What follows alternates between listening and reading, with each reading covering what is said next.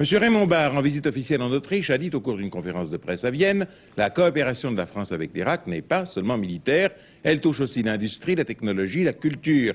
Les deux pays ont toujours eu des relations confiantes. Nous n'avons de leçons à recevoir de personne sur les livraisons d'armes françaises, et je demande à ceux qui s'intéressent à la question de considérer également les ventes d'armes faites par d'autres. Tel est le résumé de ce qu'a dit M. Barre. Maintenant, des précisions de Vienne par Pierre Alain. Ce qui nous paraît essentiel dans cette affaire, c'est que la liberté de circulation dans le détroit d'Ormuz puisse être sauvegardée. Ceci est nécessaire non seulement à la France, mais bien entendu à l'ensemble des pays européens qui s'approvisionnent en pétrole auprès des pays du Golfe.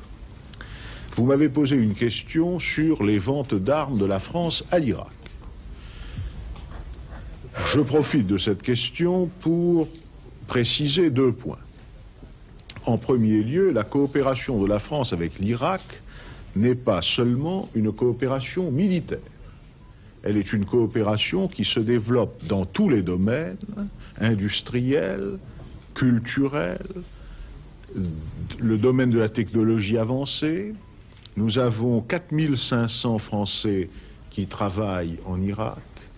Nous avons toujours eu avec ce pays des relations politiques confiantes. L'Irak comme la France sont attachés à leur indépendance et le problème des ventes d'armes n'est qu'un problème tout à fait limité dans l'ensemble de la coopération irako-française.